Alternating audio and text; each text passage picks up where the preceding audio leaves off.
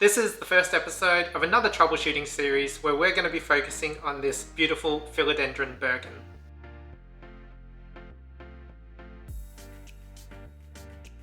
Now there's a bit of a story how I came across this Birkin. As you can probably see, this Birkin is not in great shape. I came across this stunning philodendron abandoned on the side of the road. If you've been around the garden bench top before or seen a couple of our other videos, you'll know that I'm not one to shy away from a challenge. So adopting this guy and introducing him to the other plant babies in my collection was a no-brainer. Now there's an important step involved whenever you're introducing a new plant into your collection, and that's to quarantine your plant. And that's to ensure if there are any pests or diseases that are currently on this plant, it won't spread to your other babies. Now it's been 2 weeks since I found this guy on the side of the road, and so far so good. It hasn't degraded any further, and I haven't seen any pests. So for me, it ticks all the boxes and is ready to be introduced to the collection. But if you wanted to be super cautious, I'd leave it for another 2 weeks, just to make sure nothing develops. So in this series, we're going to be using the approach that we like to teach at the garden bench top community. And that approach is a mindful troubleshooting process for sick plants. Now don't be fooled by the mindfulness techniques that we're using. It doesn't mean we're going to be meditating next to our plants and hoping our meditative powers heal our indoor plant babies. Rather, the mindfulness techniques that we use is taking a calm and patient approach to troubleshooting your plants. So let me briefly explain. The first step in our approach is to examine this plant and identify all the issues that may be present. And then the next step involves action. And that means we're going to be treating the plant for the potential issues that we identified in the first step. And we're going to treat these issues one at a time, so that we're not overwhelming the plant and unnecessarily stressing it out.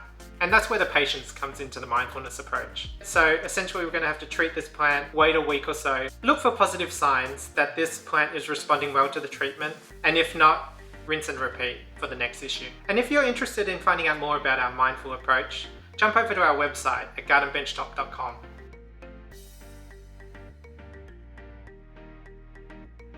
So in this first step, we're going to be looking for the issues that we can identify with this plant. But in order to do that, we need to increase our plant awareness of the Philodendron Birkin. And that's one of the plant parenting laws that we teach at the garden bench top. And to increase our plant awareness, we need to research the conditions that these guys like to grow in. So what we know about Philodendron Birkins is it's part of the aroid family, like other tropical plants like monsteras. So that means it likes a bit of humidity and warm temperatures, between 65 to 80 degrees Fahrenheit or 18 to 27 degrees Celsius. In terms of soil, it needs a mix that is chunky and has plenty of aeration, and most importantly is well draining. Philodendrons do not like their roots to be sitting in wet soil. Now Philodendron Birkins also don't like to be root bound, so you can see that this philodendron's in quite a large pot. And even though philodendrons are tropical plants, in their natural environment they actually grow on the floor of the tropical forest, which is sheltered by the canopy of the trees. So these guys prefer bright indirect light and actually don't like direct sunlight because it's a bit too intense for their leaves. Okay, so now we know a bit more about these guys. Let's take a look at what the potential issues are. Now straight off the bat, you can see that the new growth at the top of the philodendron is developing brown leaves. The other issues that you can see,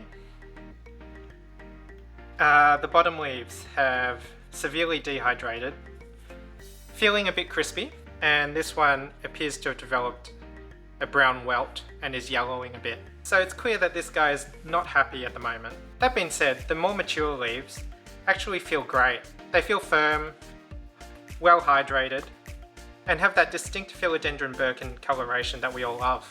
Plus this Philodendron Birkin is developing new growth, so it gives me hope that this guy is definitely salvageable. The other thing we want to check is the soil type. Now you can see from the top soil that this guy is sitting in a chunky mix that contains quite a bit of bark and has some slow releasing fertilizer balls. What I also like to do is check moisture levels in the soil, because that always has a big impact on the health of an indoor plant. So if I stick my finger in to test the top layer of the soil, it feels dry and there's not much soil sticking to my finger. So it tells me that this guy isn't suffering from being overwatered. I'm not too sure if it shows on the camera, but there are some webs down here, or fibers. So I don't think there's any issues of spider mites. It could just be fibers from the soil, but I'll definitely keep an eye on that. Other than that, this guy is looking pretty healthy. Okay, so we've just completed the first step in our mindfulness approach. So looking at the issues that we've just identified with the health of this Philodendron Birkin, combined with the plant awareness, there's a few things that spring to mind about what is causing the issues with this particular Birkin. Now, one of my main concerns is the browning of the new leaves. But what I suspect is the main cause for this browning issue is actually too much direct sunlight. Because when I found this Philodendron Birkin on the side of the road, it was actually quite a sunny day. And it was just sitting there in the bright direct sunlight with no protection at all. Now, I don't know how long this philodendron was sitting there, but even half a day of direct sunlight can cause this much damage to this philodendron.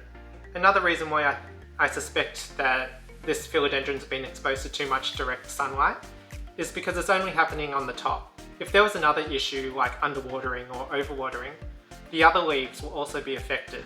But they seem quite healthy. And if what I suspect is correct with the too much exposure to the direct sunlight, then having this guy sitting indoors in proper lighting condition should see it recover fully.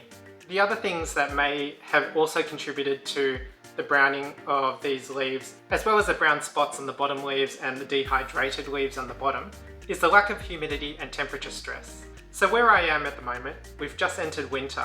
So if this philodendron was sitting outside for too long, exposed to the extreme cold night, then it would explain the damage that it's received on the bottom leaves, as well as the vulnerable, fresh, new growth. There are other potential reasons why philodendron leaves turn brown. That includes root rot, disease, and pests. Like I said, I've quarantined this guy for 2 weeks already, and I haven't seen any pests on him yet. And in terms of root rot, the soil was quite dry when I just tested it, but the only way to tell if there is root rot is to perform an inspection on the root ball, but I think it's a bit too early for that just yet. So overall, I'm pretty hopeful that this guy will pull through. I'm hoping that the damage that we've seen in the examination process is all superficial, because the majority of the plant looks quite healthy.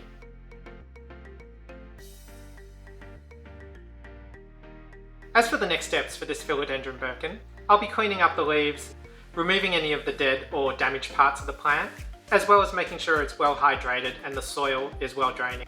But I'll be doing that in the next episode of this troubleshooting series, so make sure you like and subscribe to this channel so that you'll be notified when that comes out.